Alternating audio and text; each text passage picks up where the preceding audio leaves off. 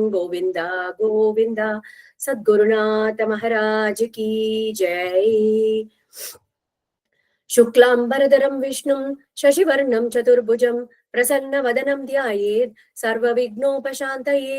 गुरुब्रह्मा गुरुर्विष्णु गुरुर्देवो महेश्वरः गुरुः साक्षात् परं ब्रह्म तस्मै श्री गुरवे नमः। कलये सुन्दराकारं सदैकप्रियदर्शनम् अज्ञाननाशकं देवं सद्गुरुं मुरलीधरं मुरलीमण्डितकरकमलं मुनिजनमोहनं व्यत्यस्तपादं वनमालाधारिणं प्रेमभक्तमण्डल नित्यकीर्तितं श्रीप्रेमिकवरदम् आश्रयेऽहम्। यस्य स्मरणमात्रेण जिह्वायां वर्धते स्वयं महामन्त्रः तं भजामि मुरलीधरदेशिकं। प्रेमामृतं यो मुरलीनिनादैः श्रीकृष्णरूपेण पुराववर्ष अद्यापि सोऽयं मुरलीधराख्यो पुष्णाति प्रेम्णा भुवनं सहर्षं। विश्वकल्याणदातारं मुरलीधर सद्गुरुं ज्ञानिनं परमं शान्तं भूयो भूयो नमाम्यहं। संकीर्तिते महामन्त्रे तत्राविर्भूय तत्क्षणं सुप्रसन्नो भवेद्यस्तं प्रेमिकवरदं भजे। जानकीकान्तस्मरणं जय जय राम राम। சத்குருநாத மகாராஜ் கி ஜெய். ஸ்ரீயப்பதியான பகவான் ஸ்ரீ மாதுரி சகி சமேத பிரேமிகவரத டாக்கூர்ஜியுடைய ஒரு அபார கருணையாலையும் நம் சத்குருநாதர் மகாரண்யம் ஸ்ரீ ஸ்ரீ முரளிதர சுவாமிகளுடைய அவ்யாஜ கிருபையாலையும் இந்த சத்சங்கம் நமக்கு கிடைச்சிருக்கு. பக்த சரித்திரங்களை ஒரு நாளைக்கும் ஒரு பக்த சரித்திரமா அனுபவிச்சுட்டு இருக்கோம். நேத்திக்கு இந்த சத்சங்கத்துல பத்ராச்சல ராமதாசர் அப்படிங்கிற ஒரு பெரிய ராம பக்தருடைய சரித்திரத்தை பார்த்து அனுபவிச்சோம்.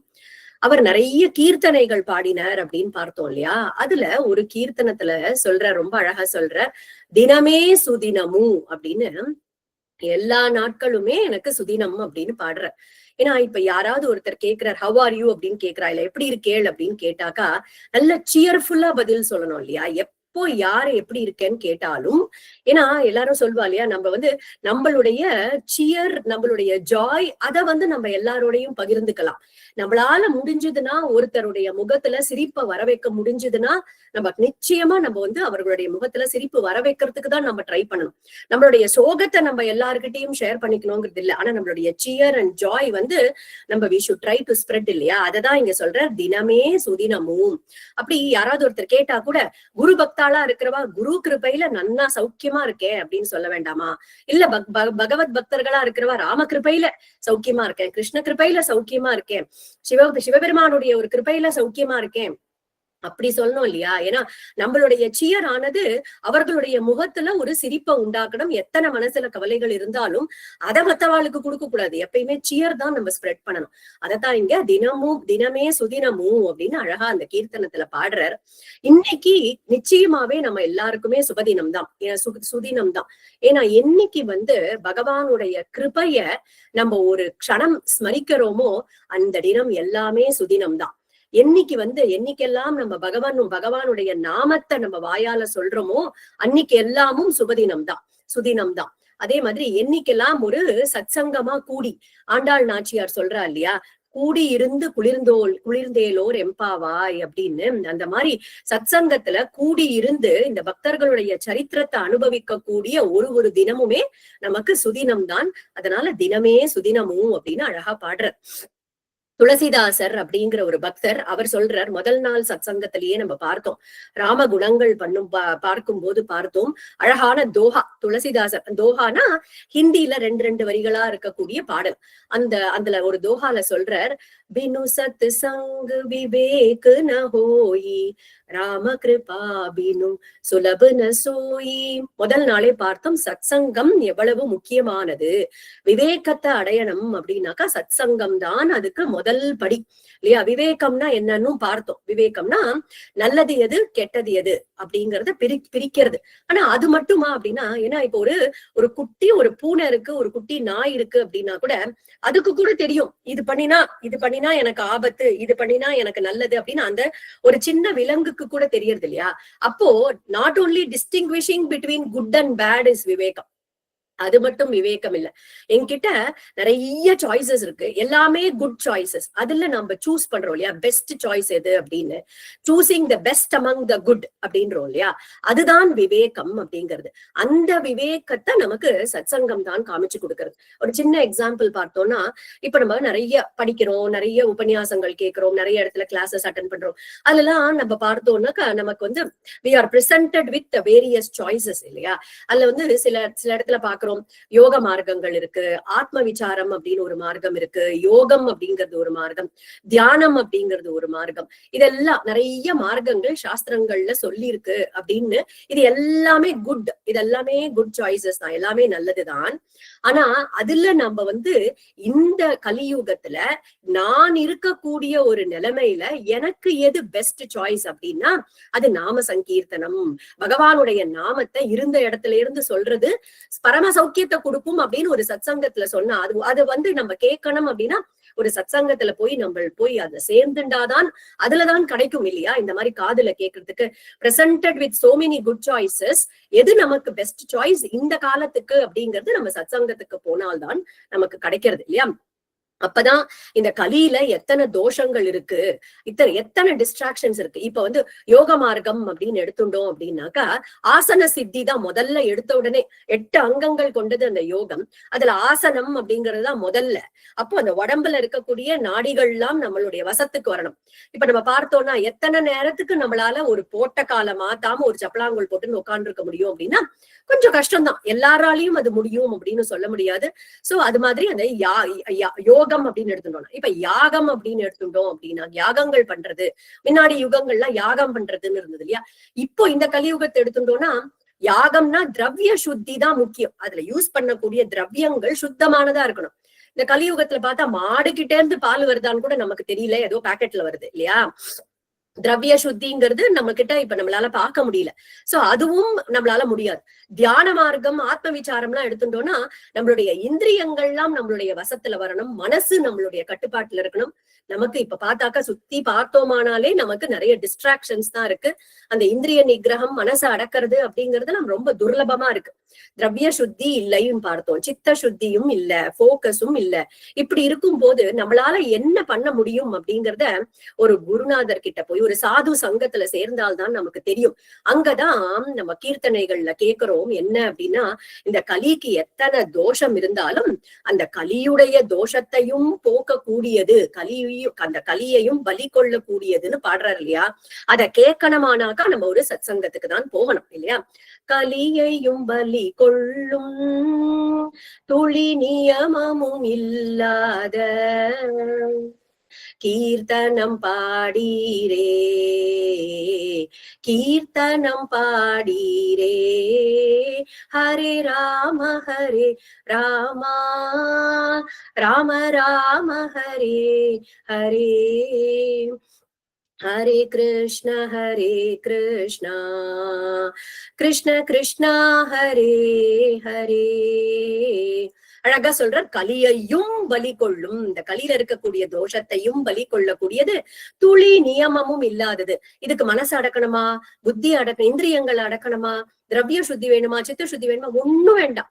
என்ன சொல்றார் குருநாதர்னா, நீ தோசை வாத்துன்னு இருக்கியா, நம்மள மாதிரி இருக்கவா தோசை வாத்துன்னு இருக்கோம்னா அங்க தோசை வாத்துன்றே அந்த நாமாவை சொல்லு, அந்த ஹரே ராமா மந்திரத்தை சொல்லு. இல்ல குழந்தை ஒரு எக்ஸாமுக்கு படிச்சுட்டு இருக்கா, இல்ல ஏதோ ஹோம்ஒர்க் எழுதிட்டு இருக்கா, ஹோம்ஒர்க் எழுதிட்டு இருக்குமா உன்னோட மனசுக்குள்ள வேற சிந்தனைகள் போகாம இந்த ஹரே ராமா ஹரே மந்திரம் ஹரே கிருஷ்ணாவை நீ சொல்லலாம். குளிச்சுன்னு இருக்கும் போது கூட சொல்லக்கூடியது ஒன்னே ஒண்ணு என்ன அப்படின்னாக்கா, வேற ஏதாவது ஒரு மந்திரங்களையோ வேற ஏதாவது ஒரு அத்தியாயனமோ கண்ட இடத்துல பண்ண முடியாது, நிச்சயமா பண்ணக்கூடாது. ஆனா இந்த பகவன் நாமா அப்படிங்கிறது, இந்த ராமநாமத்தையோ கிருஷ்ணநாமத்தையோ நாமத்தை சொல்றதுக்கு எந்த நியமமும் இல்லைன்னு காமிச்சு கொடுக்கக்கூடியது இந்த சத்சங்கத்துக்கு வந்தால்தான் நமக்கு காமிச்சு கொடுக்கிறது. சரி, இந்த நாமா சொன்னா என்ன கிடைக்கும் அப்படின்னாக்கா, இந்த லோகத்திலயும் நீ சௌக்கியமா இருக்கலாம்ப்பா, இந்த சரீர யாத்திரை முடிஞ்சு போகும்போது அதுக்கு வேண்டிய சௌக்கியத்தையும் நீ இது நாமத்திலேயே அடையலாம் அப்படிங்கறதான் அடுத்த சரணத்துல, இன்னொரு சரணத்துல நமக்கு காமிச்சு கொடுக்கிற. மண்ணுலக ஆசைகளும் விண்ணுலக ஆசைகளும் கண பொழுதின் நல்கிடும் கீர்த்தனம் பாடீரே, அப்படின்னு எல்லா இந்த மண்ணுலகத்துல இருக்கக்கூடிய தேவைகளும் பூர்த்தி பண்ணப்படுறது, விண்ணுலகத்துக்கு என்ன வேணுமோ அதுவும் உனக்கு இந்த நாமத்திலேயே கிடைச்சுடுறது அப்படின்னு சத்சங்கத்துலதான் நம்மளால கேட்க முடியும் இல்லையா? இந்த பகவன் நாமா சொல்லணும்னா ரொம்ப பெருசா ஏதாவது செலவு, ஏன்னா இப்ப யாகங்கள் எல்லாம் பண்றோம் அப்படின்னாக்கா கண்டிப்பா அதுக்கு திரவியங்கள் எல்லாம் வாங்கணும், தட்சிணை கொடுக்கணும், அது எல்லாம் இருக்கு. அந்த மாதிரி பொருள்லாம் ஏதாவது செலவு பண்ணணுமா இந்த நாமா சொல்றதுக்கு அப்படின்னா, பொருளோ செலவில்லை எனினும் அருளோ குவிந்திடும், கருவில் வராது காக்கும் கீர்த்தனம் பாடீரே அப்படின்னு அழகா மறுபடியும் நீ ஒரு கர்ப்பத்துல வராம தவிர்க்க கூடியது இந்த நாமா அப்படிங்கறத கேட்கணும்னாலும் சத்சங்கம் வேணும் இல்லையா? பகவன் நாமா சொல்றவா தான் இருக்கக்கூடிய இடத்துல அந்த தன்னை மட்டும் சுத்தப்படுத்திக்கலப்பா, தான் எங்க இருந்துட்டு நாமா சொல்றாரோ அந்த இடத்தையும் சுத்தமாக்குறார். அதுதான் சொல்றேன். பாடிடும் பக்தரையும் பாடிடும் தலத்தையும் பாவனமாக்கிடும் கீர்த்தனம் பாடீரே. வேற எங்கேயாவது போய் க்ஷேத்திரங்கள் தீர்த்த யாத்திரை அந்த மாதிரி எங்கேயாவது போய் இந்த பகவன் நாமத்தை சொல்லணும்னா வேண்டாம், இருந்த இடத்தில் இருந்தபடியே வருவினை மாற்றிடும் கீர்த்தனம் பாடீரே அப்படின்னு பல சரணங்கள்ல இது எப்படி ஒரு சுலபமான மார்க்கம் இந்த நாம சங்கீர்த்தனம் அப்படிங்கிற மார்க்கம் அப்படிங்கறத கேட்கணும் அப்படின்னா அது சத்சங்கத்துல இருந்தால்தான் முடியும். அதனால்தான் வினு சத்து சங்கு விவேக்குன ஹோயி, நமக்கு விவேகம் அப்படிங்கிறது ஏற்படணும் அப்படின்னாக்கா அதுக்கு நம்ம சத்சங்கத்துக்கு தான் போகணும் அப்படிங்கிறத 16 சரணங்கள்ல நமக்கு காமிச்சு கொடுக்கிறார் குருநாதர். இத பிடிச்சுட்டு எதை சூஸ் பண்ணினா நமக்கு உஜ்ஜீவனம் ஏற்படும் அப்படிங்கறத காமிக்கக்கூடியது சத்சங்கம். விதுரர் இருக்காரு இல்லையா, விதுரர் அவர் ஸ்ரீமத் பாகவதத்துல மைத்ரேயர் அப்படிங்கிற ஒரு மகரிஷிய பார்க்கிறார். அவர்கிட்ட கேட்கிறார், ரொம்ப அற்புதமான கேள்விகள் கேட்கிறார். அந்த இடத்துல இந்த லோகத்துல இருக்கக்கூடியவர்கள் எல்லாருமே பலவிதமான கர்மாக்களை பண்றோம் இல்லையா? எது பண்ணாலும் நம்மளுடைய நோக்கம் என்னவா இருக்கு அப்படின்னா சந்தோஷமா இருக்கணும். அதுக்குதான் நம்ம எந்த காரியமுமே பண்றோம். இப்ப யாராவது ஒருத்தர் வாண்டடா போய் எனக்கு ஆபத்து வரணும் அப்படிங்கிறதுக்கோசரம் போய் ஏதாவது ஒரு காரியம் பண்ணுவோமோ? கண்டிப்பா பண்ண மாட்டோம். எனக்கு ஹாப்பினஸ் வேணும் அப்படிங்கிறதுக்கோசரம் தான் எல்லாரும் காரியங்கள் பண்றா. ஆனா அந்த காரியங்கள்ல சுகம் மட்டும்தான் கிடைக்கிறதா அப்படின்னு பார்த்தா no, it comes as a package இல்லையா? கல்யாணம் பண்ணிக்கிறோம், கல்யாணம் பண்ணிட்டா சந்தோஷமா இருப்போம்னு நினைச்சுட்டு கல்யாணம் பண்ணிக்கிறோம். It comes as a package. சுகமும் இருக்கு, துக்கமும் இருக்கு. சரி, குழந்தை பிறந்தா சந்தோஷமா இருக்கும்னு நினைக்கிறோம். குழந்தைகள் also come as a package இல்லையா? அந்த குழந்தைகளுக்கு உடம்பு சரியில்லைன்னா நமக்கு ஒரு மனசுக்கு கவலையா இருக்கு இல்லையா? அப்படிதான் துக்கமும் சுகமும் கலந்துதான் வருது எதை பண்ணினாலும். அது எப்படி நம்ம எப்படி பர்மனண்டா ஒரு துக்க கலப்பே இல்லாத சுகம் எப்படி கிடைக்கும் அப்படின்னு ரொம்ப அழகான ஒரு கேள்வி கேட்கிறார் விதுரர் மைத்ரேயர் கிட்ட. இப்போ நம்ம சாதாரணமா நம்மளுடைய லைஃப் யதார்த்தமா நம்ம எடுத்து பாக்குறோம்னாலே ஒரு சின்ன குழந்தை இருக்கு, கிண்டர் கார்டன் போற குழந்தை இருக்குன்னு வச்சுப்போம். அதுகிட்ட போய் நீ ஹாப்பியா இருக்கியா அப்படின்னு கேட்டா அந்த குழந்தை அழகா சொல்லும், எங்க அம்மா எனக்கு வேண்டியதை கொடுத்தா, நான் ஐபேட் கேட்டா கொடுத்தா எனக்கு சந்தோஷம், ஏன்னா போன் கேட்டா விளையாடுறதுக்கு போன் கேட்டா எனக்கு கொடுத்தா சந்தோஷம், அம்மா கொடுக்க மாட்டேன்னு சொன்னா அந்த குழந்தைக்கு பிடிக்கல இல்லையா? சோ அந்த குழந்தைய கேட்டா சொல்றது அம்மா எனக்கு வேண்டியதை பண்ணினா எனக்கு பிடிக்கும் அப்படிங்க. சரி, கொஞ்சம் வளர்ந்த குழந்தை, ஒரு 6th ஸ்டாண்டர்ட் 7th ஸ்டாண்டர்ட் படிக்கிற ஒரு குழந்தைய போய் கேட்கிறோம் அப்படின்னாக்கா, எனக்கு இந்த மேக்ஸே பிடிக்கல, இல்லைன்னா இன்னொரு குழந்தை சொல்ல எனக்கு சயின்ஸே பிடிக்கல, எப்படா 11th ஸ்டாண்டர்டுக்கு எனக்கு பிடிச்ச குரூப் எடுப்பேனோ அப்பதான் எனக்கு சந்தோஷம் அப்படின்னு அந்த குழந்தை சொல்லும்.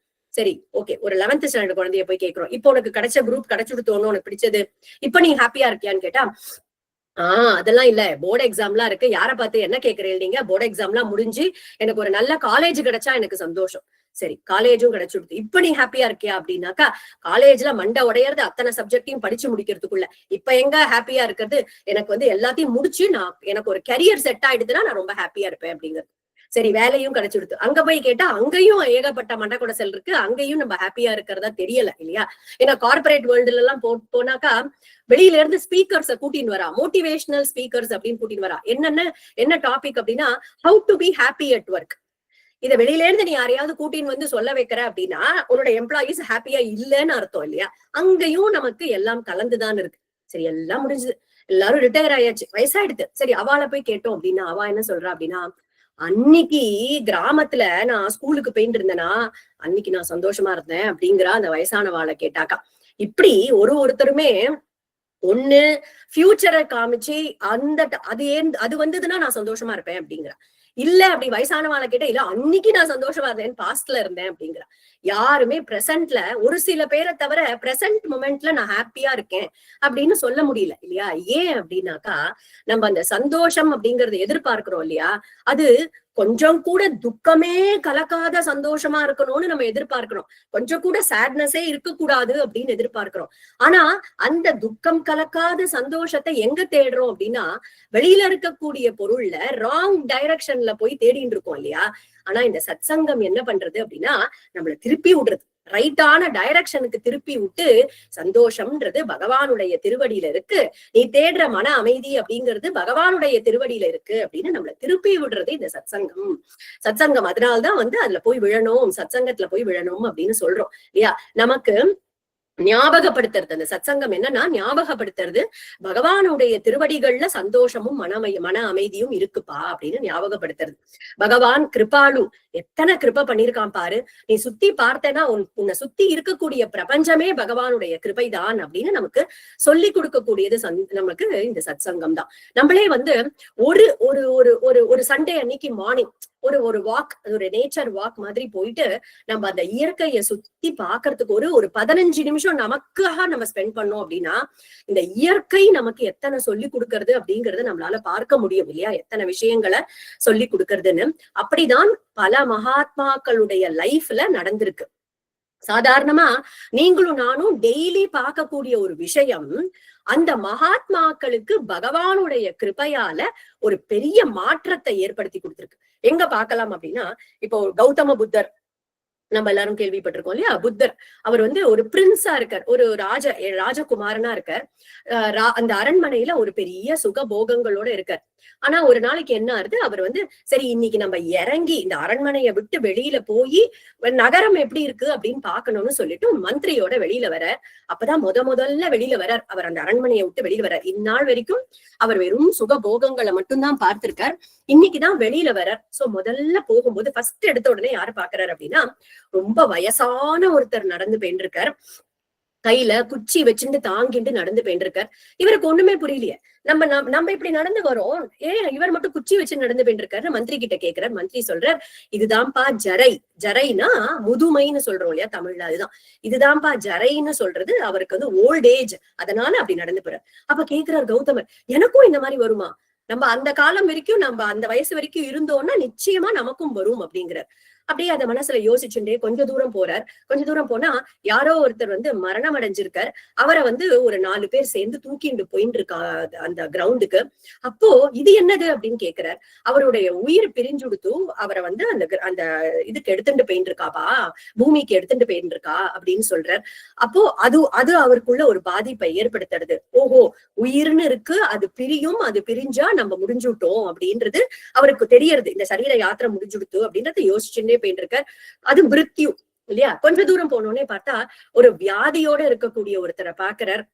ரொம்ப அசுத்தமா அந்த இடத்துல படுத்துட்டு இருக்கிறத பாக்குறார்.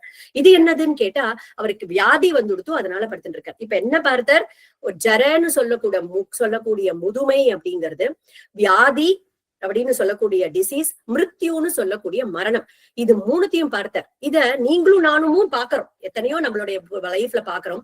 ஆனா கௌதம புத்தரை அவரை பகவான் அவருக்கு அவர் மூலியமா லோகத்துக்கு ஒரு சித்தாந்தத்தை கொடுக்கணும் அப்படிங்கிறதுக்காக அந்த மூணும் தான் அவரை பாதிச்சது. அப்படியே போய் போதி மரத்தடியில உட்கார்ந்தார். இப்போ இந்த மாதிரி இருக்கக்கூடிய விஷயம் எனக்கும் வரும், அதுக்கு முன்னாடி நான் யார், நான் எதுக்காக இந்த பூமிக்கு வந்திருக்கேன்னு தெரிஞ்சுக்கணும் அப்படின்னு போதி மரத்துல போய் உட்கார்ந்தார், அடியில உட்கார்ந்தார். அவருடைய வாழ்க்கையே மாறித்து அப்படின்னு நம்ம படிக்கிறோம் இல்லையா?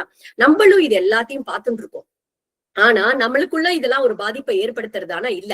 அதுக்கோசரம் தான் நம்ம இந்த சத்சங்கத்துக்கு போனோம். ஏன்னா சத்சங்கத்துக்கு போனாதான், அப்பதான் நம்ம ஒரு சாது சங்கத்துல இருந்து 2 சாதுக்கள் ஒரு கதாசிரவணம் அவர்கிட்ட இருந்து கதாசிரவணம் பண்ணினாதான் நமக்கு தெரியும் என்ன அப்படின்னா, இதே முதுமை எனக்கும் வரும், இதே வியாதி வந்தாலும் வரலாம், வராமலும் போகலாம். ஆனா மிருத்யுன்றது நிச்சயமா எனக்கும் வரப்போறது.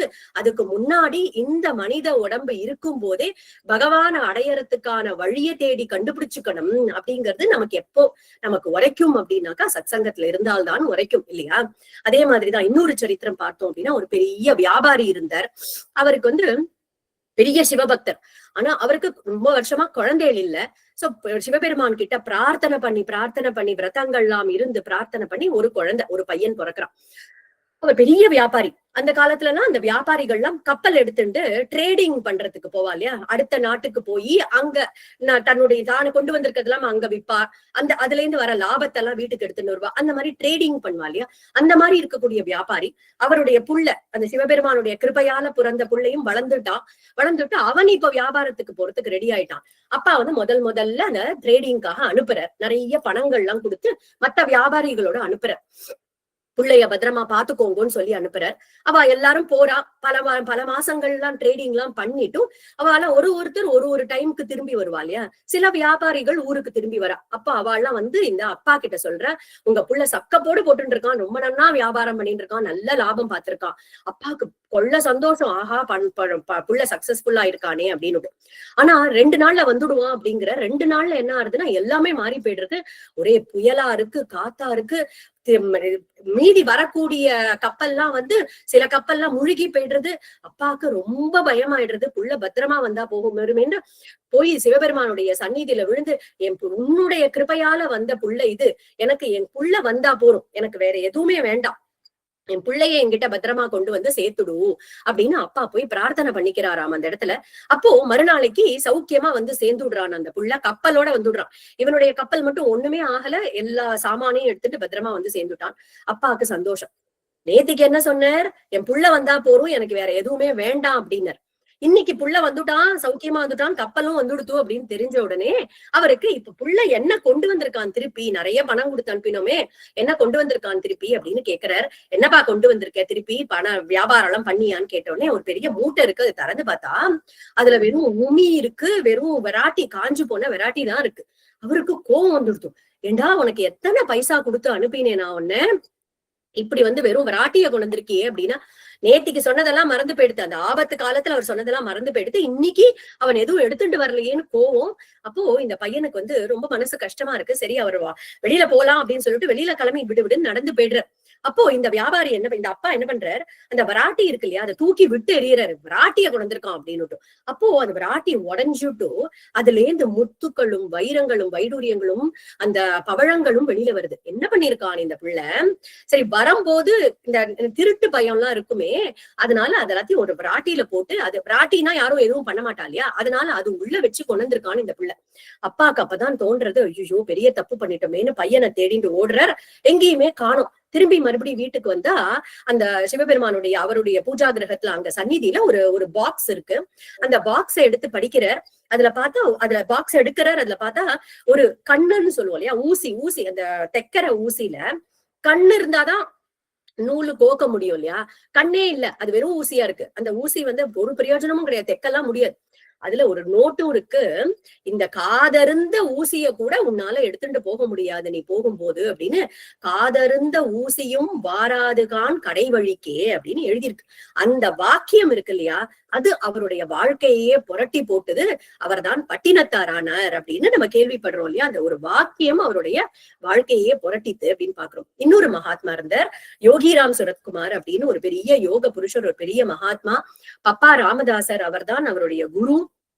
காசி கஷேத்திரத்துக்கு பக்கத்துல பிறந்தவர் இந்த யோகிராம் சுரத்குமார் அப்படிங்கிற யோகீஸ்வரர். ஸ்ரீராம் ஜெயராம் ஜெய ஜெயராம் அப்படிங்கிற மந்திரத்தை உபதேசம் வாங்கிட்டு பகலா அதையே ஜபம் பண்ணி பெரிய ஞானியான ஒரு மகா புருஷர் இந்த யோகிராம் சுரத்குமார் அப்படிங்கிறவர். அவருடைய வாழ்க்கையில ஒரு சம்பவம் என்னன்னா, அவர் சின்ன குழந்தையா இருக்கார். அப்போ அவ அம்மா கணத்துல போய் தண்ணி இழுத்துண்டு வா அப்படின்னு சொல்றா. அதனால இவர் இந்த குடத்தை எடுத்துட்டு கணத்துல தண்ணி இழுக்கிறதுக்காக வர்றார். உள்ள போட்டுட்டார். அந்த குடம் உள்ள போட்டாச்சு, தண்ணி சேர்ந்துறாரு. இப்படி சேர்ந்தும் போது கையில அந்த தாம்பு கயிறு இருக்கும் இல்லையா, அந்த கணத்துக்கு மேல ஒரு குட்டி குட்டி குஞ்சு பறவை, ஒரு குட்டி பறவை ஒண்ணு உட்கார்ந்துட்டு இருக்கு அதுல.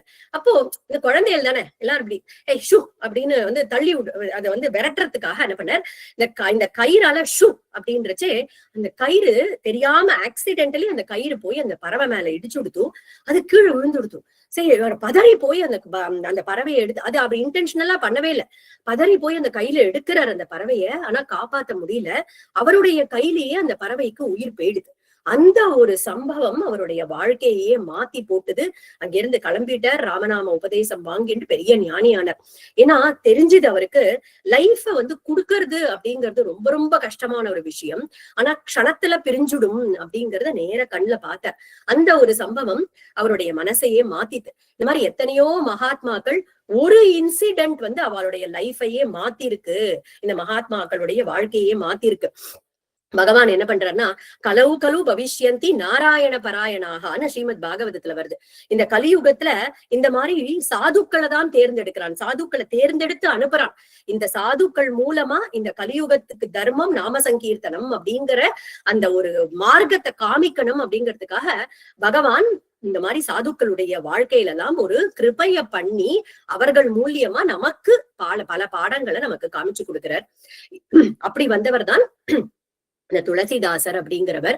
துளசிதாசருடைய அப்பா பேர் வந்து ஆத்மாராமன் அப்படிங்கிறது அவ அப்பா பேரு. பெரிய ராம பக்தரா இருக்கார்.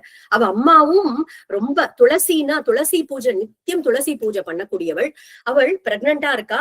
அந்த துளசி மாடத்தை சுத்தி வந்து பூஜை பண்ணிட்டு இருக்கும் போது அந்த துளசி மாடத்துக்கிட்டயே அவளுக்கு அன்னைக்கு பிரசவ வலி எடுத்து அவளுக்கு குழந்தை பிறந்துடுறது. துளசி மாடத்துக்கிட்ட பிறந்ததுனாலதான் அவர் பேரு துளசிதாஸ் அப்படின்னு அப்பா அம்மா அந்த குழந்தைக்கு பேர் வைக்கிறான். அப்போ இந்த துளசிதாசர் வந்து நிறைய வேதங்கள், சாஸ்திரங்கள், இதிகாசங்கள், புராணங்கள் எல்லாம் கத்துக்கிறார் சின்ன வயசுலயே. இந்த ஆத்மாராமர், துளசிதாசரோட அப்பா இருக்கா இல்லையா ஆத்மாராமர், அவர் என்னன்னா அந்த காலத்துல எல்லாம் ராஜா தானே, ராஜாக்கள் கிட்ட, அந்த ராஜா கிட்ட, அந்த ஊர் ராஜா கிட்ட இந்த புராணங்கள் எல்லாம் படிச்சு சொல்றது, பாகவத ராமாயண கதைகள் எல்லாம் சொல்றது, இந்த மாதிரி ஒரு ராஜகுருவா இருந்தார். ராஜகுரு இந்த சென்ஸ் இந்த பக்தி கதைகளை சொல்லுவார். ஆனா அரசியல் விஷயமா எதுவும் ஆலோசனைகள் கொடுக்கிறவர் கிடையாது. பட் இந்த பக்தி விஷயமா கதைகள் சொல்லக்கூடியவர், பௌராணிகர்னு சொல்றோம் இல்லையா, அப்படி இருந்தவர் இந்த ஆத்மாராமர். அப்படி இருந்துட்டு இருக்கார். துளசிதாசரும் வளர்ந்துட்டு இருக்கார். அவருக்கும் ஒரு நல்ல இடத்துல கல்யாணம் ஆறுது. அவருடைய ஒய்ஃப் பேரு ரத்னாவளி. ஆனா நமக்கு வந்து சில டைம்லாம் வந்து நமக்கு எப்பயுமே வந்து எது வந்து நமக்கு ரொம்ப ஈஸியா கிடைக்கிறதோ அதுக்கு மேல நம்ம ஒரு வேல்யூ வைக்க மாட்டோம் இல்லையா. இப்போ நம்ம வீட்டுல ஏதாவது நமக்கு ரொம்ப ஈஸியா கிடைக்கிறதுன்னா அதோட வேல்யூ நமக்கு தெரியாது. ஆனா இதுவே கிடைக்காத ஒரு குழந்தை இருந்தது அப்படின்னா அதுக்கு அதோட வேல்யூ நல்லா தெரியும். இப்ப துளசிதாசருக்கு வந்து அந்த பக்திங்கிறது ஆத்துலயே இருக்கு. எல்லாரும் அப்படி ஒரு பக்தி பண்றது, அதோட அது கொஞ்சம் லேட்டா மறந்து போயிடுறாரு. அவருக்கு வந்து இந்த ரத்னாவளி மேல ரொம்ப பிரியம்.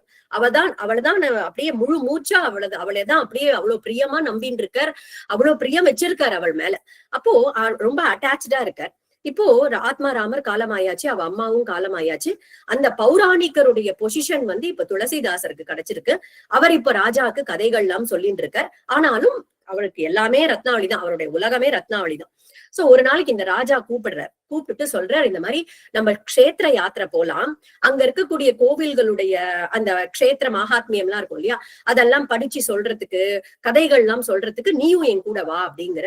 இவர் சரின்னு சொல்லிடுறாரு. ஏன்னா ராஜா சொன்னா மறுக்க முடியாது, சரின்னு சொல்லிடுறாரு. ஆனா இவருடைய மனசுல துளி கூட போகணும்ன்ற எண்ணமே இல்ல. ஏன்னா ரத்னாவளியை விட்டுட்டு போகணும் இல்லையா, அதனால இவருக்கு வந்து இஷ்டம் இல்ல. இன்னைக்கு போலாம் நாளைக்கு போலான்னு அப்படி தட்டி கழிச்சுட்டே இருக்காரு. ஆனா ஒரு நாள் ராஜா பார்த்தார், கூப்பிட்டார், சொல்லிட்டார், நாளைக்கு நம்ம கிளம்புறோம், நீ ஏற்பாடு பண்ணிக்கோ அப்படின்னு சொல்லிட்டார். துளசிதாசரும் ஓடி வரார். ரத்னாவளி கிட்ட ஓடி வந்து சொல்றார், இந்த மாதிரி ராஜா நிச்சயமா போயே ஆகணும்னு சொல்றார், நான் போயிட்டு வரேன், ஒரு மாசம் ஆகும். ஆனா அது வந்து நம்ம முன்னாடியே பார்த்த மாதிரி இதெல்லாம் வந்து கலக காலம் இல்லையா, இந்த இன்வேஷன் எல்லாம் நடந்த காலம். அப்போ நம்ம பார்த்தோம், போதேந்திரால் சரித்திரம் பார்க்கும்போதே பார்த்தோம், அவெல்லாம் வந்து அந்த சனாதன தர்மத்துல இருக்கக்கூடிய ஸ்திரீகள் எல்லாம் வந்து தூக்கிட்டு போயிடுவா, கோவில் எல்லாம் இடிச்சுடுவா, நம்ம கிரந்தங்கள் எல்லாம் எரிச்சுடுவா, அதெல்லாம் நடந்துட்டு இருந்த காலம், கலக காலமா இருந்ததுனால இவருக்கு ரொம்ப பயம். ரத்னாவளி, நீ ஆத்த விட்டு வெளியிலேயே வரக்கூடாது அப்படின்னு சொல்லிட்டு ஒரு மாசத்துக்கு வேண்டிய கிராசரிஸ்ல இருந்து, மளிகை சாமான்ல இருந்து எல்லாம் அவளுக்கு வேண்டியது எல்லாத்தையும் வாங்கி போட்டார்.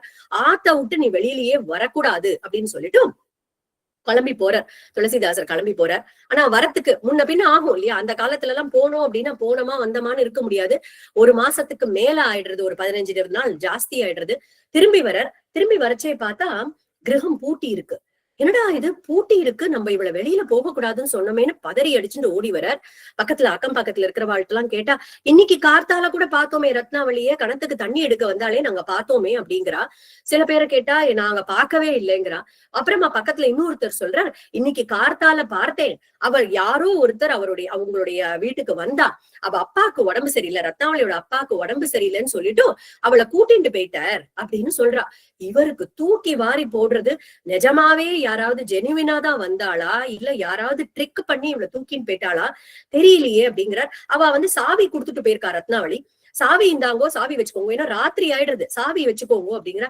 சாவி எல்லாம் வேண்டாம், நீங்களே வச்சுக்கோங்க, முதல்ல ரத்னாவளியுடைய கிரகத்துக்கு போய் அவ பத்திரமா இருக்கான்னு தெரிஞ்சுட்டாதான் எனக்கு நிம்மதியா இருக்கும் அப்படின்னு சொல்லிட்டு கிளம்பி ஓடி வரார். இந்த ரத்னாவளியோட அப்பா கிரகம் எங்க இருக்குன்னா, இவெல்லாம் காசியில இருக்கா. சோ கங்கை ஓடின்னு இருக்கு இல்லையா, அந்த கங்கைக்கு அக்கறையில அந்த கரையில இருக்கக்கூடியவா. சோ போட் எடுத்துட்டுதான் அந்த கங்கையை தாண்டி போகணும். அன்னைக்கு வந்தாக்கா ஒரே இருட்டு எடுத்து, அதோட புயல் வரா மாதிரி வேற இருக்கு, ஒரே மழையும் காத்துமா இருக்கு. ஒரு போட்மேன் ஒருத்தர் கூட நாங்க வண்டி ஓட்ட மாட்டோம் அப்படின்னு சொல்லிடுறா. இவருக்கு இருப்பு கொள்ளல, கங்கையில நீந்தியாவது நான் போயிடுவேன் அப்படின்னு சொல்லிட்டு, ஏன்னா அந்த ரத்னாவளிய பார்த்தே ஆகணும் அப்போ அப்படின்னுட்டு அவர் நீந்தி போறார்.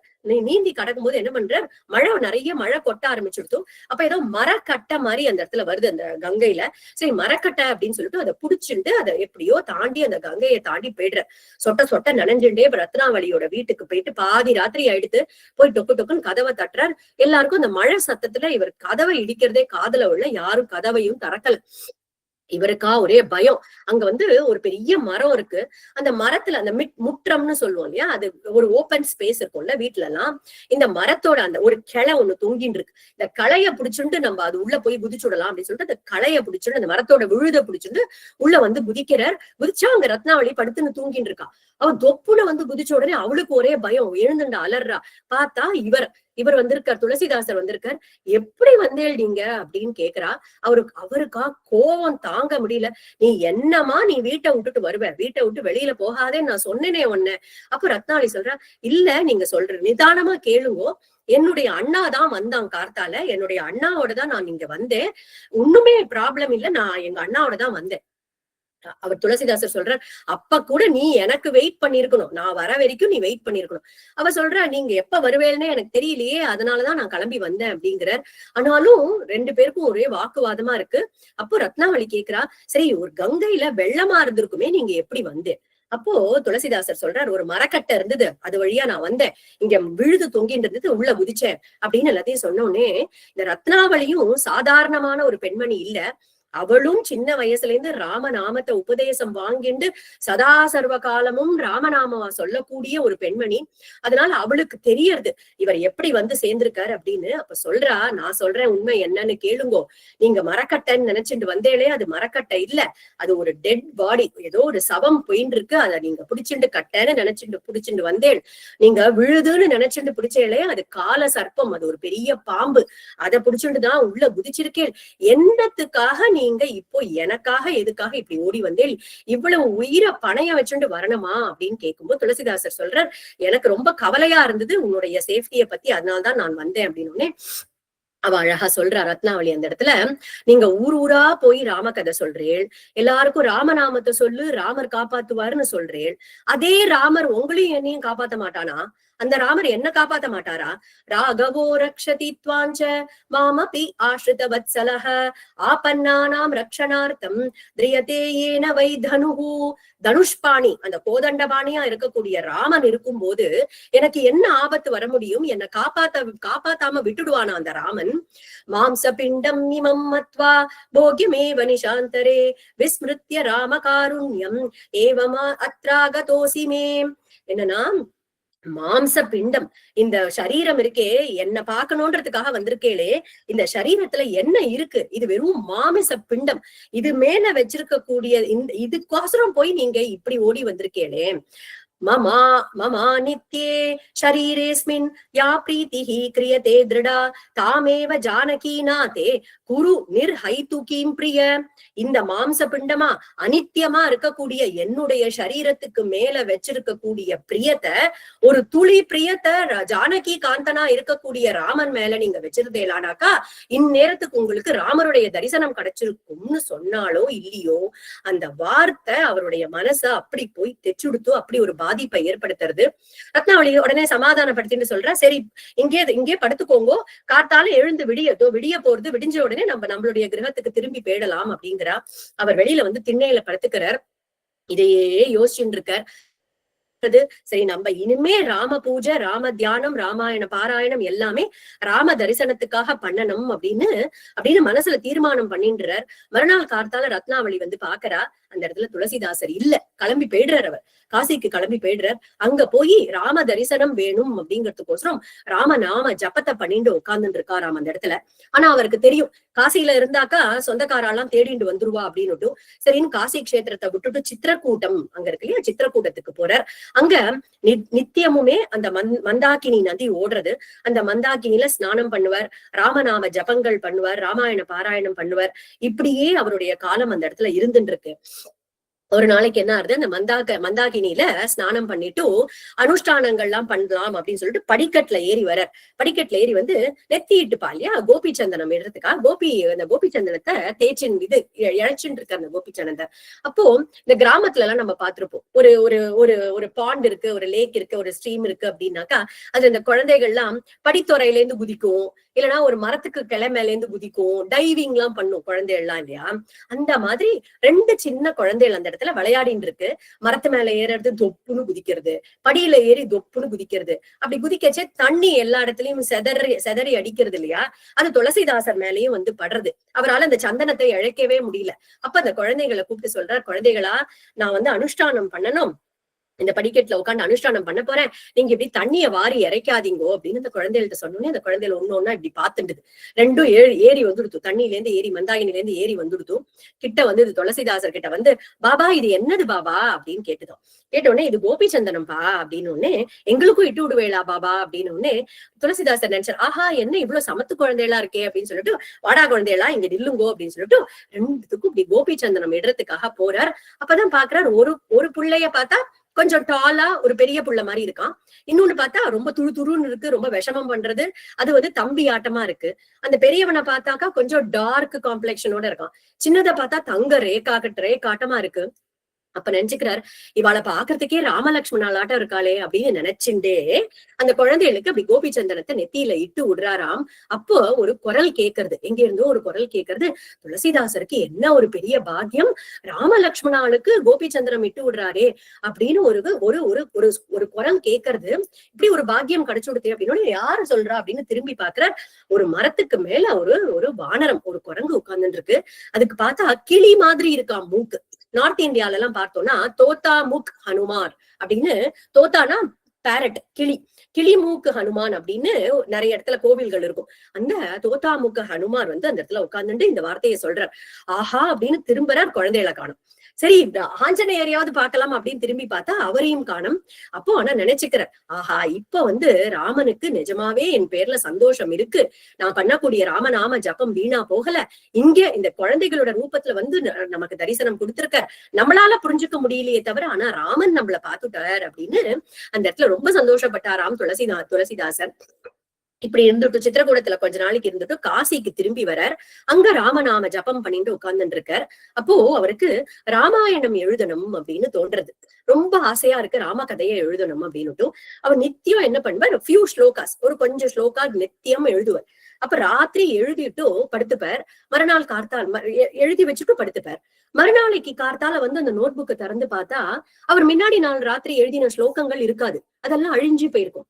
என்னடா நித்தியம் இப்படி நடக்கிறது, நம்ம எழுதுறோமா இல்லையா ஒண்ணுமே புரியலையே அப்படின்னு யோசிக்கிறார் துளசிதாசர். சரி இன்னைக்கு முழிச்சுட்டு இருந்து பாத்துடுறது என்ன நடக்கிறது அப்படின்னுட்டு ராத்திரி எழுதினார், ஸ்லோகங்கள் எல்லாம் எழுதி வச்சுட்டு என்ன ஆகாரம் பண்ணிக்கணுமோ பண்ணிட்டு ஒரு ரூம்ல உட்கார்ந்தார். ராம ராம ராம ராம ராம ராமன் ராமநாம ஜபத்தை பண்ணிட்டு, ஆனா தூங்கல, கண்ணை விழிச்சுட்டு காத்துட்டு இருக்க. அப்போ அந்த இடத்துக்கு காசி விஸ்வநாதர் வரார், சிவபெருமான் வரார். அந்த இடத்துல வந்துட்டு துளசிதாசருடைய நோட் புக்கை எடுத்து அழகா அந்த ஸ்லோகங்களை படிக்கிறார். படிச்சுட்டு கண்ணார கண்ணீர் விடுறார் சிவபெருமான். படிச்சுட்டு அதெல்லாம் படிச்சு முடிச்சுட்டு கண்ணீர் விட்டுட்டு மெதுவா உட்காந்து அந்த ஸ்லோகங்கள் எல்லாம் அழிக்கிறார். என்னடா இது, இவர் தான் வந்து டெய்லி ஸ்லோகத்தை அழிக்கிறாரான்னு துளசிதாசர் ஓடி வந்தார். காசி விஸ்வநாதருடைய கால்ல விழுந்தார். சிவபெருமானே சுவாமி, நீங்க நான் என்ன தப்பு பண்ணினேன், நீங்க தப்பு ஏதாவது தப்பா எழுதியிருந்தா மன்னிச்சுக்கணும் அப்படின்னு சொன்ன உடனே சிவபெருமான் சொல்ற, நீ ரொம்ப அழகா எழுதியிருக்கப்பா, ஆனா சமஸ்கிருதத்துல எழுதியிருக்க. சமஸ்கிருதம் தெரியாதவா, சமஸ்கிருதத்துல படிக்கிறதுக்கு வால்மீகி ஏற்கனவே எழுதி வச்சுட்டார், நீ பிராகிருத பாஷையில எழுது, சம்ஸ்கிருதம் தெரியாதவாளுக்கும் புரியணும் இல்லையா. சகார ராஷ்டிர பாஷாயாம் சங்கரஸ்யானுசாசனாத் ஸ்ரீமத் ராமாயணம் காவியம் மதுரம் வைஷ்ணவோத்தமஹம். அப்படி அந்த சிவபெருமான் சக்கார ராஷ்டிர பாஷாயாம், ராஷ்டிர பாஷைன்னு சொல்லக்கூடிய பிராகிருத பாஷையில நீ ரச்சனம் பண்ணு அப்படின்னதுக்கு அப்புறம் தான் துளசிதாசர் ராமச்சரித்த மானஸ் அப்படிங்கிற அந்த கிரந்தத்தை ரச்சனம் பண்றார். இந்த ராமச்சரித்த மானஸ் அதை படிச்சவாளுக்கு தெரியும், அது சர்வ சாஸ்திரத்துடைய ஒரு சாரமா இருக்கு. ஏன்னா அதுல பார்த்தோம்னாக்கா ஸ்ரீமத் பாகவதத்துடைய ஸ்லோகத்தை அதுல பார்க்க முடியும், பத்ம புராணத்துடைய ஸ்லோகத்தை அதுல பார்க்க முடியும், வால்மீகி ராமாயணத்துல இருக்கிற ஸ்லோகம் அதுல பார்க்க முடியும். அப்படி சர்வ சாஸ்திரங்களுடைய சாரமா இந்த ராமச்சரித்த மானஸ் அப்படிங்கறத ரச்சனம் பண்றார். எவ்ரிடே என்ன பண்ணுவார் அப்படின்னாக்கா, இந்த ஸ்லோகங்கள் எழுதுறாரு இல்லையா, ராமச்சரித்த மானஸ் ரச்சனம் பண்றாரு இல்லையா, அத அன்னைக்கு எழுதியிருக்கக்கூடிய ஸ்லோகங்களை அன்னைக்கு ஈவினிங் வந்து பிரவச்சனம் பண்ணுவார். நிறைய பேர் வந்து அதை கேட்பா. அதுல நித்தியமே ரொம்ப வயசானவரா ஒருத்தர் வந்து முதல் ரோ, அவர் துளசிதாசர் வந்து மேடையில உட்காரத்துக்கு முன்னாடியே வந்துடுவார். வந்து முதல் ரோல உட்கார்ந்துப்பார் அந்த வயசானவர். கண்ணும் கண்ணீருமா அந்த கதையை கேட்பார். கதை முடிஞ்சு எல்லாரும் துளசிதாசர் கிட்ட பேசுறதுக்கு போவா இல்லையா, அப்போ இவர் கிளம்பி போயிடுவார். விடுவிடுன்னு அங்கிருந்து மறைஞ்சு போயிடுவார் அந்த பெரியவர். அதுக்கப்புறம் இருக்க மாட்டார். சோ இது மாதிரி நடந்துட்டு இருக்கு. ஒரு நாளைக்கு என்ன ஆகுது, எப்பயுமே வந்து துளசிதாசர் வந்து கார்த்தால இருந்து மத்தியானம் வரைக்கும் கார்த்தால சந்தியாவந்தனம் பண்ணுவார். அப்ப ராமநாம ஜபம் பண்ண ஆரம்பிப்பார். மாத்தியானிக காலம் வரைக்கும் ஜபம் பண்ணுவார். மாத்தியானிகத்தை முடிச்சுட்டு மறுபடியும் அந்த ராம ஜபத்தை முடிச்சுட்டு மாத்தியானிகம் முடிச்சுட்டு சாப்பிட்டுட்டு ஸ்லோகங்கள் எழுதுவார். ஈவினிங் பிரவச்சனம் பண்ணுவார். இதுதான் அவருடைய டெய்லி ரொட்டீன். இதுதான் பண்ணிட்டு இருந்தார்.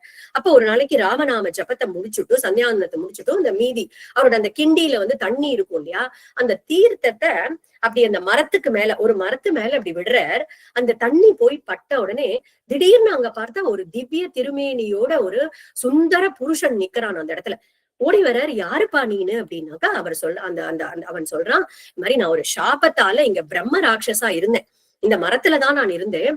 இப்போ நீங்க ராமநாம ஜபம் பண்ணி அந்த ஜபத்தோட அந்த பலம் வந்து இந்த தண்ணியில இறங்கி உங்க கை வழியா அந்த தீர்த்தம் என் மேல பட்டு எனக்கு சாப விமோச்சனம் கிடைச்சுடுத்து, அதனாலதான் நான் இங்க வந்திருக்கேன். ஆனா அந்த பிரம்ம ராட்சசுக்கெல்லாம் வந்து ஒரு திறமை உண்டு. என்ன அப்படின்னா, ஹிடன் ட்ரெஷர்ஸ் எல்லாம் இருக்கு இல்லையா, எங்கெல்லாம் வந்து மறைஞ்சிருக்கோ சொத்து, அதெல்லாம் கொண்டு வந்து தரத்துக்கான ஒரு கேப்பபிலிட்டி உண்டு அந்த பிரம்ம ராட்சஸ்க்கு.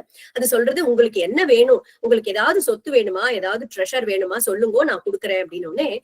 துளசிதாசர் சொல்றார், எனக்கு சொத்து அப்படிங்கிறது ராமநாமா, எனக்கு ராமர் தான் சொத்து, என்னோட சொத்து, அவருடைய தரிசனம் எனக்கு கிடைச்சா போரும் அப்படின்னு. அந்த பிரம்ம ராட்சசா இருக்கிற அந்த அந்த அந்த சுந்தர புருஷன் சொல்றார், சுவாமி, உங்களுடைய கையில இருக்கக்கூடிய தீர்த்தம் பட்டு உங்க ராமநாமாவாலதான் எனக்கே சாப விமோசனம் கிடைச்சது. என்னால எப்படி ராம தரிசனத்தை பண்ணி வைக்க முடியும்? ஆனா உங்களுக்கு நான் ஒரு உதவி பண்றேன். உங்களுடைய கதையில நித்தியம் ஒரு பெரியவர் வந்து உட்கார்ந்துட்டு கதை கேட்கிறாரு இல்லையா, அவரை புடிச்சுக்கோங்க. அவர் வேற யாரும் இல்ல, அவர் ஆஞ்சநேயர், அவர் ஹனுமார். அதனால அவரை புடிச்சுக்கோங்க, உங்களுக்கு ராம தரிசனம் கிடைக்கும். நம்ம எல்லாமே ராமாயணம் படிக்கும் போதோ சுந்தரகாண்டம் படிக்கும் போதோ ஒரு பலகால கோலம் போட்டு வச்சிருப்போம் இல்லையா, ஒரு பலகையில கோலம் போட்டு ஆஞ்சநேயர் அங்க வராரு அப்படிங்கிறதுக்கோசரம் கோலம் போட்டு வச்சிருப்போம். இவருக்கு என்னன்னா, துளசிதாசருடைய பாக்கியம், சுயமா ஆஞ்சநேயரே அங்க நிஜமாவே வந்து உட்காந்து கதை கேட்கிறார் அவர் ஒரு நாளைக்கும். துளசிதாசருக்கு ஒரே சந்தோஷம் தாங்கல. இன்னைக்கு ராத்திரி அவரை புடிச்சுடணும் அப்படின்னுட்டு வந்து மேடையில உட்கார்ந்தார். கிடுகிடுன்னு அன்னைக்கு கதைய சொன்னார். யாரோ பேச வரவாள் எல்லாரையும் தள்ளி விட்டாரு. இன்னைக்கு யாரும் பேசாதீங்க அப்படின்னுட்டு இந்த பெரியவர் எங்க போறாருன்னு பார்த்துட்டு ஓடுறாரு பின்னாடி. அதுக்குள்ள அந்த பெரியவர் கிடுகிடுன்னு நடந்து கங்கை கரைக்கே போயிடுற. வந்த உடனே வந்து அவருடைய கால்ல போய் விழறாரு துளசிதாசர். அப்போ அந்த பெரியவர் சொல்றார், துளசிதாசரே, நீங்க போய் என்னுடைய கால்ல விழறேன், நீங்க ராம காவியம் எழுதின்னு இருக்கேள், நீங்க ராம கதைய சொல்றேள், உங்களுக்கு நான் தான் நமஸ்காரம் பண்ணணும்னு அவர் நமஸ்காரம் பண்ற. வினயம் அப்படின்னாலே ஆஞ்சநேயர் தான் இல்லையா? நமஸ்காரம் பண்றார் துளசிதாசருக்கு. துளசிதாசர் சொல்றார், நீங்க யாருன்னு எனக்கு நன்னா தெரியும், நீங்க மறைச்சிக்காதீங்கோ, நீங்க யாருன்னு எனக்கு நன்னா தெரியும், நீங்க ஆஞ்சநேயர்னு எனக்கு தெரியும் அப்படின்னு உடனே ஆஞ்சநேயரும் சரி இவருக்கு தெரிஞ்சு கொடுத்து அப்படின்னு தன்னுடைய ஸ்வரூபத்தை எடுக்கிறார். டெய்லி என்ன பண்ணுவாலாம், கதைக்கு முன்னாடி அன்னில இருந்து டெய்லி கதைக்கு முன்னாடியே வந்துருவார். இவரும் ராமச்சரித்த மானஸ்ல தான் எழுதியிருக்கக்கூடிய ஸ்லோகங்கள் எல்லாம் ஆஞ்சநேயர்கிட்ட காமிப்பார். ஆமாமா இப்படிதான் நடந்தது, நான் இப்படிதான் பண்ணேன், ஆமாமா ராமன் இப்படிதான் பண்ணார், இப்படிதான் லக்ஷ்மணனும் பண்ணான் அப்படின்னு அப்படி பேசிப்பாளாம் அவ அந்த துளசிதாசரும் ஆஞ்சநேயரும். அப்படி இருக்கா. அப்போ ஒரு நாளைக்கு துளசிதாசர் கேக்குறார், எனக்கு ராமனை தரிசனம் பண்ணணும், நீங்க தரிசனம் நீங்க சொன்னேன்னா கண்டிப்பா ராம தரிசனம் கிடைக்கும், நீங்க கொஞ்சம் எனக்கு ராம தரிசனத்தை வாங்கி கொடுக்கணும் அப்படின்னு உடனே ஆஞ்சநேயர் சொல்றார், ராமரே சங்கல்பம் பண்ணிதான்ப்பா கிடைக்கும், இருந்தாலும் உனக்காக நான் சொல்லி பாக்குறேன் அப்படின்னு சொல்லிட்டு போய் ராமர் கிட்ட சொல்றாராம்.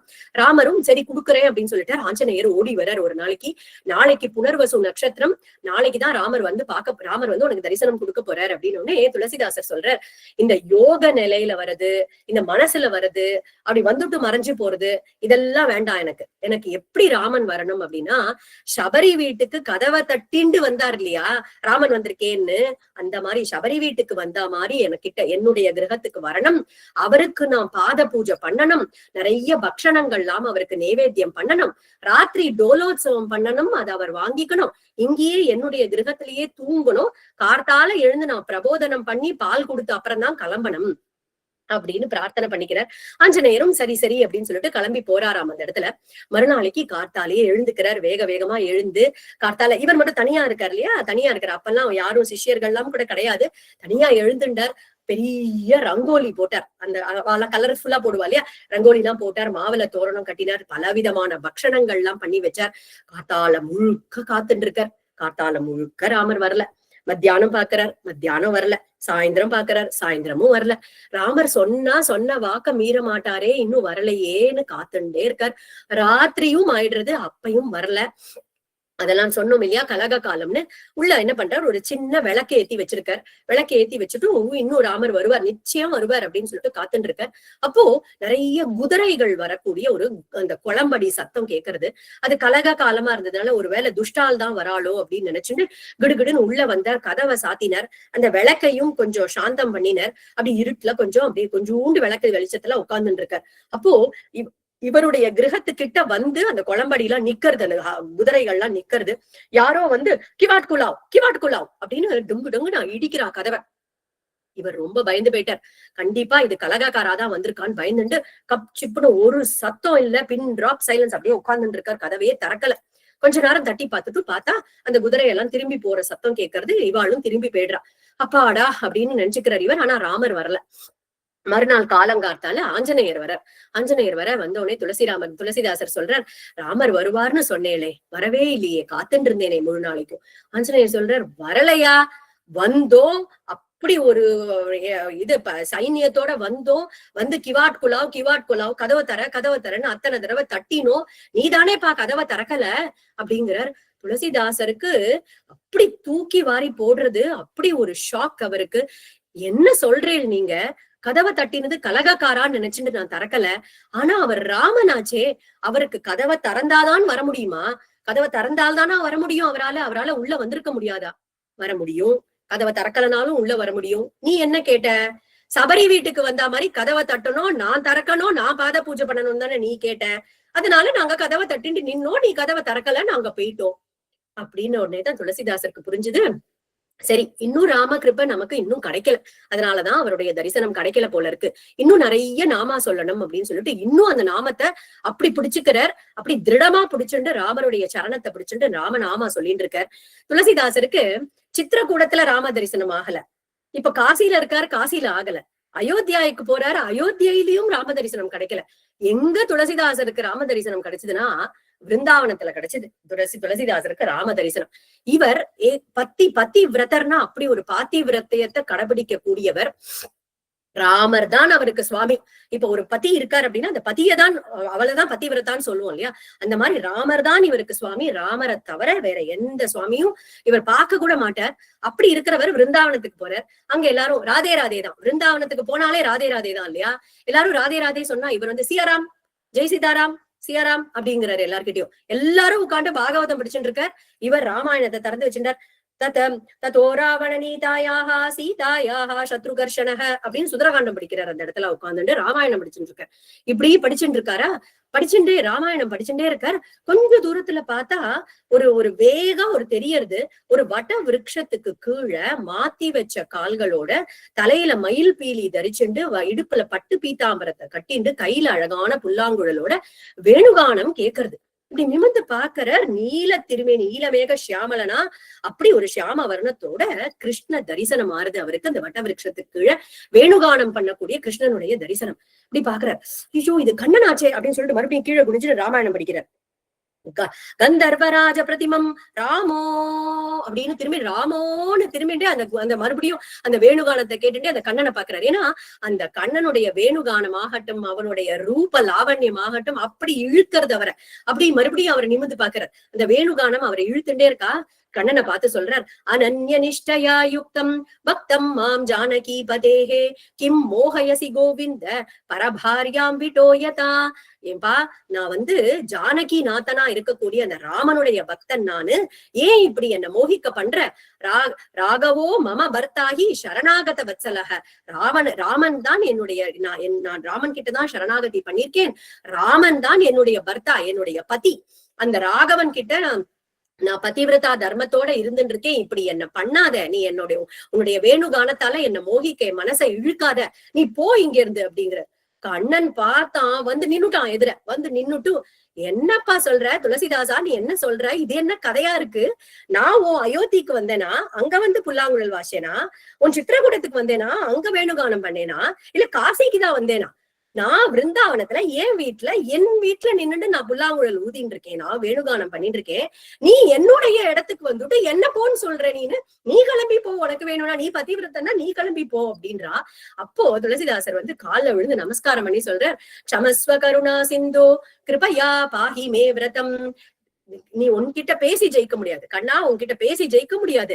பிளீஸ், நான் உனக்கு சரணாகதி பண்றேன், உன் கால்ல விழுறேன். என்னுடைய பாதிவிரத்திய தர்மத்தை கொலைக்காத, இங்க மோகம் என்னோட மோகிக்கு பண்ணாத, நீ எனக்கு ராமனா தரிசனம் கொடு அப்படின்னு உடனே உன்னுடைய திருட பக்திய சோதிக்கிறதுக்காக தான் அப்படி பண்ணேன் அப்படின்னுட்டு, அபயம் தே மகாபக்த பஷ்யமாம் ரகுநந்தனம் வேணும் கோதண்ட ரூபேன பஷ்யமே கரவாரிஜே. தன்னுடைய கையில இருக்கக்கூடிய புல்லாங்குழல கோதண்டமா மாத்தின்றாராம்.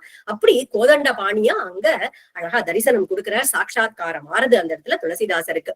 உடனே பகவானும் ரொம்ப பிரீத்தி அடைஞ்சானாம். இவர் ஒரு சந்தோஷமா திரும்பி வரார், காசிக்கு திரும்பி வரார். அங்க இப்போ ஆசிரமம் எல்லாம் அமைச்சுட்டார். அமைச்சுண்டு கதைகள்லாம் இப்ப சொல்லிட்டு ராமச்சரித்த மானச எல்லாருக்கும் எடுத்து சொல்றார். இப்போ ஒரு இடத்துல ஒரு மல்லி தோட்டம் இருக்கு அப்படின்னாக்கா, அந்த மல்லி பூத்திருக்கு அப்படின்னு நம்ம அட்வர்டைஸ்மெண்டே பண்ண வேண்டாம் இல்லையா?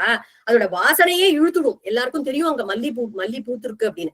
அந்த மாதிரி சாதுக்கள் எங்க இருக்காளோ அவளை தேடிண்டு வந்துடுவா எல்லாருமே. ஏன்னா சாதுக்கள், இங்க ஒரு சாது இருக்கார் அப்படின்னு, இங்க ஒரு மகாத்மா இருக்காருன்னு அட்வர்டைஸ்மெண்டே பண்ண வேண்டாம். அவருடைய வாசனையே இழுத்துடும் இல்லையா? அந்த மாதிரி நிறைய மக்கள் இப்ப வர ஆரம்பிச்சுட்டா. எல்லாரும் அவர்கிட்ட ராமாயணம் கேட்கறதுக்கு.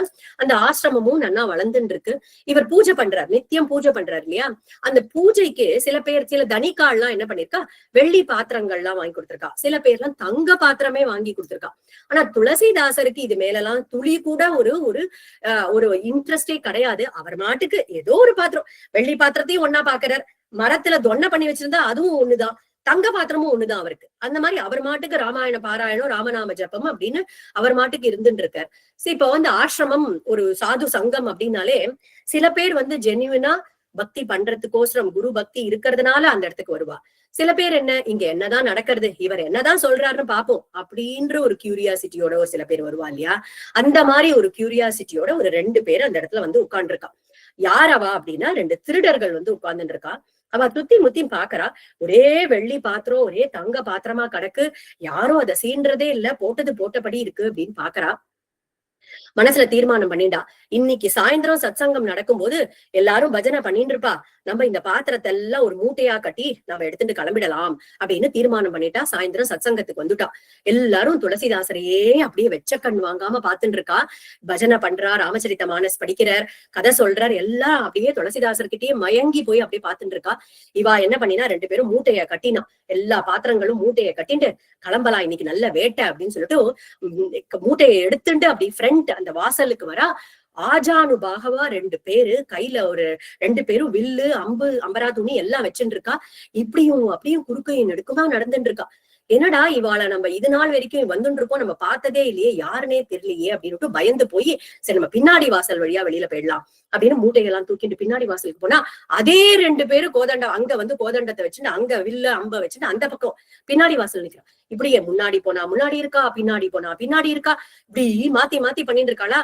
அதுக்குள்ள சத்சங்கம் முடிஞ்சுடுத்து மக்கள் எல்லாம் கலைய ஆரம்பிச்சுட்டா. இந்த திருடர்களுக்கு ரொம்ப பயமா போயிடுத்து. மூட்டையும் எடுத்துட்டு எல்லாரும் துளசிதாசர் 2 பேரும் துளசிதாசருடைய கால்ல வந்து விழுந்து இந்த மாதிரி நாங்க இந்த பாத்திரத்தை எல்லாம் எடுத்துட்டு வரதுக்காக போனோம், மன்னிச்சுடுங்கோ அப்படின்னு துளசிதாசர் அவ 2 பேரையும் எழுப்பி சொல்றாரு. ரொம்ப அற்புதமா சொல்றாரு அந்த இடத்துல. நானும் ராமனோட குழந்தை, நீங்களும் ராமனுடைய குழந்தைதான். இதெல்லாம் என்னோடதும் இல்ல, இதெல்லாம் ராமனுடைய சொத்து. நீங்க ராமனுடைய குழந்தை, தாராளமா எடுத்துக்கோங்கோ, எது வேணுமோ எடுத்துக்கோங்கோ அப்படின்றாரு துளசிதாசர். அவ 2 பேர் சொல்றா, சுவாமி நீங்க பேசுறதெல்லாம் நன்னாதான் இருக்கு, நாங்க எடுத்துட்டு கிளம்பினா ஃப்ரண்ட்ல 2 செக்யூரிட்டி கார்டு வச்சிருக்கேன், பின்னாடி பக்கம் போலான்னு பார்த்தா பின்னாடி 2 செக்யூரிட்டி கார்டு, அங்கேயும் வந்து வில்லு அம்போடு சுத்தின்னு இருக்கா, அந்த இடத்துலயும் இருக்கா. 2 பேரும் ஆஜானுபாகுவா வில்லோட இருக்கா அந்த இடத்துல. நீங்க மாட்டுக்கு எடுத்துட்டு போன்னு சொல்றேளே அப்படின்னு உடனே அவருக்கு கண்ணுல பொல பொல பொல பொலன்னு தண்ணி வந்துடுத்து. உங்களுக்கு ராம தரிசனமா, ராமலக்ஷ்மணால் உங்களுக்கு தரிசனம் கொடுத்தாளா அப்படின்னு கண்ணும் கண்ணீருமா சொல்றா. அப்பதான் அந்த திருடர்களுக்கும் உரைக்கிறது, ஓஹோ இது ராமலக்ஷ்மணால் தான் அப்படின்னு. அதனால்தான் சத் சங்கத்துக்கு நம்ம மனசுல எத்தனை அழுக்கோட போனா கூட அந்த மகாத்மாக்களுடைய சந்நிதி விசேஷம்னு ஒண்ணு இருக்கு இல்லையா, அது நம்மளுடைய மனச மாத்தி புரட்டி போட்டுடும். அதுக்குதான் அந்த சாது சங்கம் அப்படின்னு சொல்றோம். இந்த திருடர்களுக்கும் மனசு மாறிடுத்தும். துளசிதாசருடைய கால்ல வந்து விழுந்தா, அவர்கிட்டயே ராமநாம ஜபத்தை வாங்கிட்டு அவருக்கே சிஷ்யரா அவருக்கே சிஸ்ரூஷ பண்ணிட்டு அந்த இடத்துல அந்த ஆசிரமத்துல இருந்துட்டு இருக்கா. ஒரு தடவை என்ன ஆறுது, ராமநவமி உற்சவம், ஸ்ரீராமநவமியுடைய ஒரு உற்சவம் நடந்துட்டு இருக்கு. பட்டாபிஷேக சர்க்கம் பாராயணம் ஆயிடுத்து. பாராயணம் ஆன உடனே பூர்த்தி பண்ணி ஆர்த்தி எல்லாம் பண்ணிட்டு அன்னதானம் நடக்கிறது. நிறைய பிரசாதம் பண்ணிருக்கா, அன்னதானம் நடக்கிறது. எல்லா பண்டித்தாள் வந்த பாகவதர்கள்லாம் இருக்கா இல்லையா, எல்லாரும் உட்கார்ந்துட்டா சாப்பிடறதுக்காக. இலையில கை வச்சு சாப்பிடறதுக்கு போகும்போது யாரோ ஒருத்தர் உள்ள வரார். ஜெய் சியாராம் ஜெய் சியாராம் அப்படின்னு கத்தின்டே ஒருத்தர் உள்ள வரார் அந்த இடத்துல. அவரை பார்த்த உடனே துளசிதாசரும் வாங்கோ வாங்கோ அப்படின்னு சொல்லிட்டு அவருக்கும் ஒரு இலைய போட்டு அந்த இடத்துல பிரசாதம் அவருக்கும் போடுறார். அவரும் எடுத்து அதை வாயில சாப்பிடுறாரு. அவருக்கு ஒரு வா போட்டுக்கிறார். இவா எல்லாரும் கைய உதறிண்டு எழுந்துட்டான். இந்த பண்டிதர்கள் பாகவதர்கள் எல்லாம் கைய உதறிண்டு எழுந்துட்டான். அவன் வந்து மகா பாப்பி. அவன் இங்க வந்து உட்கார்ந்து சாப்பிட்டா நாங்க சாப்பிட மாட்டோம் அப்படின்னு சொல்லிட்டு கைய உதறிண்டு எழுந்துடுறா. அப்ப துளசிதாசர் சொல்றார், அவன் ராம நாமத்தை சொல்லிட்டு தானே உள்ள வந்தான், நீங்க பார்த்தேலே, ஒரு தடவை ராம நாம சொன்னாலே பாவம் எல்லாம் போயிடுமே. அப்ப அந்த பண்டிதர்கள் எல்லாம் சொல்றா, இதெல்லாம் அர்த்தவாதம், இதெல்லாம் நாங்க ஒத்துக்க முடியாது. அப்ப துளசிதாசர் சொல்றார், நீங்க எல்லாம் பண்டிதர்கள் ஆச்சே, பாகவதம் படிச்சது இல்லையா, அஜாமில சரித்திரம் படிச்சது இல்லையா? அஜாமிலன் அப்படியே அப்பேற்பட்ட ஒரு பாப்பி. அதாவது உலகத்துல இருக்கக்கூடிய பாப்பங்கள் எல்லாம் ஒரு லிஸ்ட் போட்டா அதுல எல்லாமே டிக் பண்ணலாம். அஜாமிலன் இது பண்ணிருக்கானா, இது பண்ணிருக்கான், அத்தனை பாவம், அவ்வளவு பாவமும் பண்ணிருக்கான். 80 வயசுல அவன் வந்து அந்த மரண படுக்கையில படுத்துட்டு இருக்கான் இந்த அஜாமிலன். அப்போ யமதூதர்கள் எல்லாம் வந்துட்டா. யமதூதர்கள் பார்த்த உடனே அவனுக்கு ஒரே பயம். தூரத்துல அவனுடைய கடைசி புள்ள விளையாடிட்டு இருக்கான். அவன் பேரு தெய்வாதீனமா அவன் பேரை நாராயணான்னு வச்சிருக்கான். இவன் புள்ளைய கூப்பிடுற ஒரு வியாஜத்துல நாராயணா நாராயணான்னு கூப்பிடுறான். அங்க நாராயண வைகுண்டத்துல இருக்கக்கூடிய நாராயணன் நம்மளதான் அவன் கூப்பிடுறான் அப்படின்னு விஷ்ணு தூதர்களை அனுப்பி வச்சாராம் அந்த இடத்துல. அப்ப அந்த விஷ்ணு தூதர்களும் அந்த இடத்துல வந்து சேர்ந்துடுறா. யமதூதர்கள் பாசத்தை வீசலாம், இந்த பாசம் அப்படிங்கிற அந்த அஸ்திரத்தை போடலாம் அப்படின்னு பார்க்கும்போது நிறுத்துறா விஷ்ணு தூதர்கள். அவன் நாராயண நாமத்தை சொல்லிட்டான், நீங்க உங்க லோகத்துக்கு தூக்கிட்டு போக முடியாது அப்படின்னு.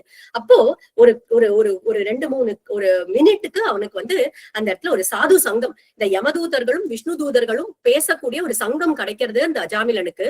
அந்த ஒரு கான்வர்சேஷன் அவனுடைய மனசை மாத்துறது. உடனே அந்த இடத்துல இருந்து கிளம்புறான். எல்லாத்தையும் விட்டுட்டு, எல்லா பாபங்களையும் விட்டுட்டு ஹரித்வாரத்துக்கு போய் பகவானுக்கு கைங்கரியம் பண்ணிட்டு பாகவதர்களுக்கு கைங்கரியம் பண்ணிட்டு அடுத்த ஜென்மால நல்ல ஜென்மா கிடைச்சு அதுக்கப்புறம் பகவான அடைஞ்சான் அப்படிங்கிறது தான் அஜாமிலனுடைய சரித்திரம். இந்த சரித்திரம் ஸ்ரீமத் பாகவதத்துல இருக்கே, நீங்க கேள்விப்பட்டது இல்லையா? அதே மாதிரி இந்த ஸ்தலம் இப்ப நம்ம இருக்கோமே காசி கஷேத்திரம், இத முக்தி ஸ்தலம்னு சொல்றா. ஏன் அப்படின்னா இங்க மறிக்கக்கூடிய ஜீவனுடைய காதுல ராமநாமத்தை காசி விஸ்வநாதரே உபதேசம் பண்ணி மோட்சம் கொடுக்கிறார் அப்படின்னு இருக்கே, அத நீங்க கேட்டது இல்லையா அப்படின்னு ஒன்னே அந்த பண்டிதர்கள் சொல்றா. அப்படின்னா சிவபெருமான் வந்து சொல்லட்டும், அப்ப நாங்க ஒத்துக்கிறோம் அப்படிங்கிறா. இவர் சலைக்கல, சரி கிளம்புங்கோ அப்படின்னுட்டு அந்த மீதி அந்த என்ன பிரசாதம் பண்ணிருக்கா இல்லையா அதெல்லாத்தையும் எடுத்துட்டார். காசி விஸ்வநாதருடைய கோவிலுக்கு எல்லாரையும் கூட்டிட்டு வந்தார். விஸ்வநாதருடைய சன்னிதானத்துக்கு கூட போல, சந்நிதிக்கு முன்னாடி நந்தி பகவான் இருப்பார் இல்லையா, அந்த நந்தி பகவான் கிட்ட யதி நாம பிரபாவேண வைஷ்ணவத்வம் அவாபசஹ பிரசாதம் ஸ்வீகுரு க்ஷிப்ரம் நந்திகேஷ நமோஸ்துதே. ஹே நந்திகேஸ்வரரே, இந்த பகவன் நாமா, இந்த நாம பிரபாவம் அப்படிங்கிறது சகல பாபங்களையும் போக்கக்கூடியது அப்படிங்கிறது சத்தியம்னாக்கா நீங்க இந்த பிரசாதத்தை ஸ்வீகாரம் பண்ணிக்கோங்கோ அப்படின்னு உடனே அது விக்கிரகம் தானே, நந்தி பகவானுடைய விக்கிரகம். அந்த விக்கிரகம் நகர்ந்துதான் அந்த பிரசாதத்தை ஸ்வீகாரம் பண்ணிட்டாராம் நந்தி பகவான். அந்த இடத்துல எல்லாரும் அப்படியே ஆடி போயிட்டா, எல்லாரும் ஸ்தம்பிச்சு போயிட்டா. ஓடி துளசிதாசருடைய கால்ல விழுந்தா, எல்லாரும் விழுந்துட்டு அங்க ராமநாமத்தை உபதேசம் வாங்கின்றார்கள். அப்படி ஒரு லீல பண்ணினார் அந்த இடத்துல ஒரு பகவான். இந்த துளசிதாசரே யாரு அப்படின்னாக்கா வால்மீகி பகவானுடைய ஒரு அம்சமா தான் வந்தார் இந்த துளசிதாசர். பிராகிருத பாஷையில ராமாயணத்தை ரச்சனம் பண்ணணும் அப்படிங்கிறதுக்காக தான் துளசிதாசரா வந்தார். அப்படி துளசிதாசர் ராமச்சரித்த மானசை எழுதி முடிச்சார். அதே காசி கஷேத்திரத்துல ராம நாமத்தை சொல்லிண்டு ராம பக்தி பண்ணிண்டு ராமனுடைய சரணத்தை போய் அடைஞ்சார். குருநாதருடைய கிருபையில இன்னைக்கு இந்த மகா ராம பக்தரா இருக்கக்கூடிய துளசிதாசருடைய சரித்திரத்தை நம்ம எல்லாரும் சிரவணம் பண்ணினோம். நாளைக்கு அதே மாதிரி கபீர்தாசர் அப்படின்னு ஸ்ரீ கபீர்தாசருடைய சரித்திரத்தை சிரவணம் பண்ணலாம். காயேன வாச்சா மனசேந்திரியைர்வா புத்தியாத்மனாவா பிரகிருதே ஸ்வபாவாத் கரோமி யத்யத் சகலம் பரஸ்மை ஸ்ரீமன்னாராயணாயேதி சமர்ப்பயாமி. ஹரே ராம ராம ராம ஹரே ஹரே, ஹரே கிருஷ்ண கிருஷ்ண கிருஷ்ண ஹரே ஹரே. जानकी कांत स्मरणम जय जय राम। सद्गुरुनाथ महाराज की जय।